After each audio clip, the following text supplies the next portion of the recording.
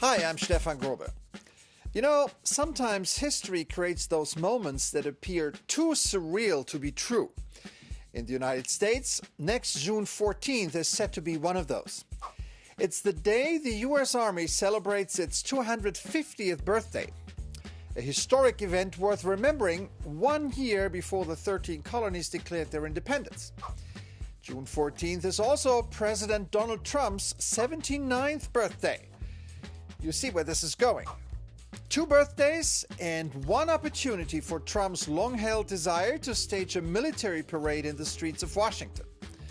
Trump caught the parade bug during his first term, when French President Emmanuel Macron invited him to the traditional Bastille Day parade in Paris in 2017. Now Trump wants a big one himself, for himself. According to official planning documents, the twin celebration includes almost 7,000 soldiers, more than 120 military vehicles, 25 Abrams tanks, and 50 helicopters. Now, experts are worried that these tanks will tear up the streets and damage bridges. Washington's infrastructure is not designed to support heavy military stuff, they say. And the mayor of the District of Columbia didn't outright reject the parade, but she said if military tanks were used, they should be accompanied with many millions of dollars to repair the roads. By the way, money? No problem. Cost estimates run in the tens of millions of dollars. Nobody has an exact idea yet. This at a time when Trump and his Department of Government Efficiency, also known as DOGE and run by Elon Musk, have slashed federal agencies' personnel and programs to crack down on waste. Meanwhile, opposition to Trump's military parade is growing. Thus far, in more than 100 locations across the United States, a coalition of groups is organizing a nationwide day of protests. They call the parade a spectacle more suited for kings and dictators, not U.S. presidents. So it's going to be no King's Day. One late-night comedian joked, parade organizers should consider including America's most dangerous weapon, a self-driving Tesla. Thanks for watching. See you soon.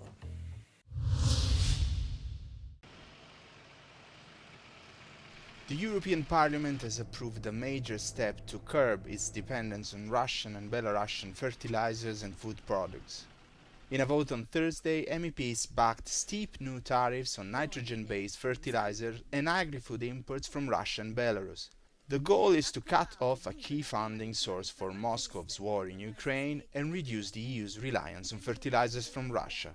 Latvian MEP Ines Vaidere, who led the proposal, says that the EU must stop financing Russia's war with European money. If the agriculture sector pays for fertilizers, then the money goes to Russian budget directly.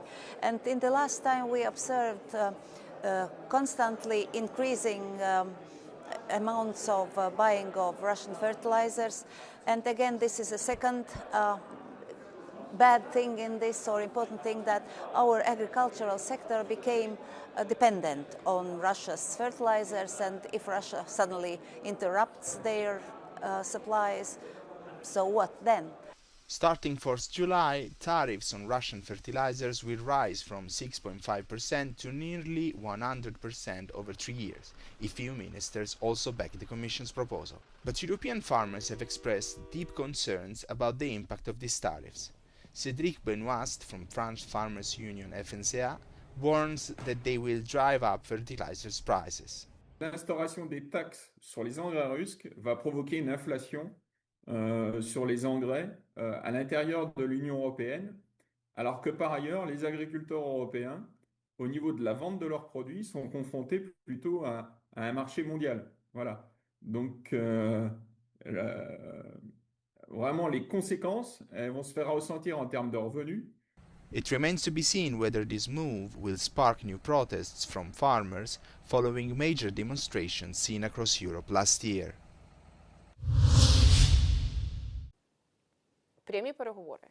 Ukraine has submitted a list of prisoners of war to the Russians for a prisoner swap in a 1,000-for-1,000 format.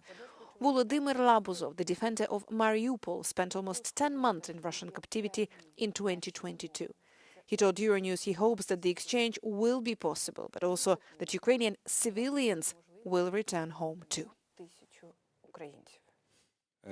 Російська Федерація захопила в полон не лише військовослужбовців, не лише воїнів, захисників, а також і цивільних громадян, зокрема і дуже багато дітей були депортовані в Росію з окупованих територій, і які мають бути повернуті без жодних умов, без жодних домовленостей. Тому так, 1000 на 1000 – це добре, але це добре, якщо це виключно буде стосуватися військовослужбовців. Ukrainian Prosecutor General stated that 9 out of 10 Ukrainian prisoners of war are subjected to torture and abuse in Russian captivity. Volodymyr was tortured in Russian prisons as well. He's calling for Europe to increase pressure on Russia to return all Ukrainian prisoners and says the West does not fully comprehend Russia's intentions in its war against Ukraine. Під час мого перебування в полоні, під час одного з допитів, ці кати, які проводили допитувальні дії наді мною, вони пропонували співпрацю. Мета була одна – приєднуйся до нас і разом підемо захоплювати Європу. 90% військовополонених отримують таку пропозицію, але у відкриту ці кати говорять – переходь до нас, звільняємо Україну, йдемо далі на Європу.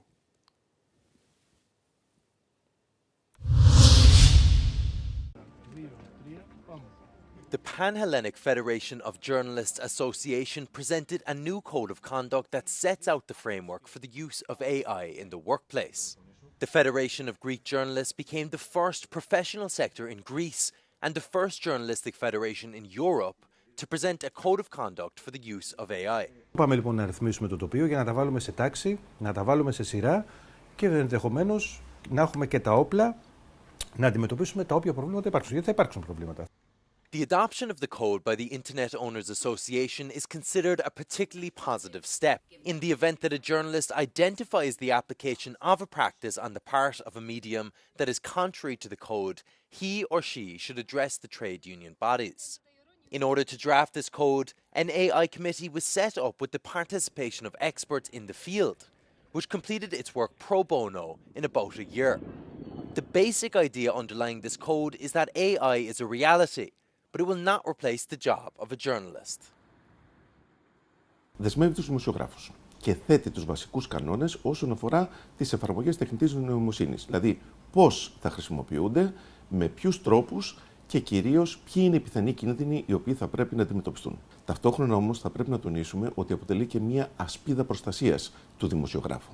Δηλαδή, όταν του ζητηθεί να χρησιμοποιήσει την τεχνητή νοημοσύνη με τρόπο που αντίκειται στις βασικές αρχές δεοντολογίας, τότε μπορεί να αρνηθεί νομίμως και να προστατευτεί, παραδείγματος χάρη, από μια παράνομη ή καταχρηστική απόλυση. Η τεχνητή νοημοσύνη ήρθε για να μείνει, ήρθε για να βοηθήσει, δεν ήρθε όμως σε καμία περίπτωση για να υποκαταστήσει τον δημοσιογράφο στη λειτουργία του. Άρα λοιπόν ο δημοσιογράφος θα πρέπει να έχει την επίβλεψη, τον έλεγχο, θα πρέπει να ελέγχει το προϊόν της εφαρμογής τεχνητής νοημοσύνης, ιδίως της λεγόμενης παραγωγικής τεχνητής νοημοσύνης, δηλαδή αυτής που παράγει κείμενο, και να ελέγχει επίσης και την αξιοπιστία του μέσου το οποίο χρησιμοποιεί. A key principle governing the code is that of transparency. When a journalist uses AI tools, there should be a labeling of them. Discussions are underway between the Greek government and all journalist unions in the country. The main goal is the update of existing legislation for media operation based on that new code of ethics. Θεωρώ ότι ο κώδικας δεοντολογίας είναι μια αναγκαία βάση πάνω στην οποία μπορούμε να επικαιροποιήσουμε την νομοθεσία, η οποία τι θα πρέπει να προβλέπει, τι θα συμβαίνει σε περίπτωση που δεν τηρούνται οι κανόνες που οι ίδιοι δημοσιογράφοι έθεσαν με πάρα πολύ σωστό τρόπο. Και τους επόμενους μήνες ό,τι αποφασιστεί, γιατί πιστεύω πάρα πολύ στο διάλογο με τις ενώσεις, έχουμε πετύχει πολύ μεγάλες νίκες και για τη χώρα, υιοθετώντας ή συζητώντας με τις ενώσεις προτάσεις τους, θα έχουμε και περισσότερα να σας πούμε. Despite the ongoing halt in Georgia's bid to join the European Union, the government says it's fully committed to a full accession to the EU by 2030. And so far, the country has already completed 60% of the requirements for the treaty. That's according to Levan Davitashvili, the first Vice Prime Minister and Minister of Economy and Sustainable Development of Georgia, whom I spoke to on the sidelines of the Qatar Economic Forum here in Doha. Davitashvili said that there's been what he calls no real shift in policy and that the integration agenda has been formally adopted by the government with wide-ranging reforms targeted towards the goal of 2030. You know, there are many speculations about our accession path, but there is no real shift in our policy. We have the only policy, which is the integration agenda. That's formally adopted by the government, and that's also is in the process of implementation by all institutions, all government institutions, all ministries and agencies.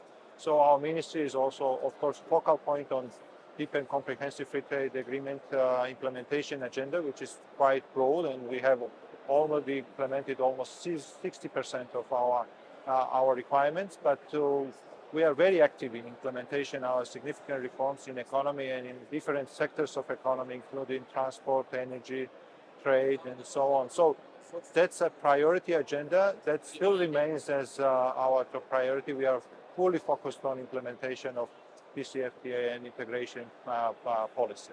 We have clearly declared that our target is full-fledged membership by 2030. We understand it's a long process, but we are fully focused to implement this significant reform, and we are still loyal to these reforms, and this process goes in a very active way.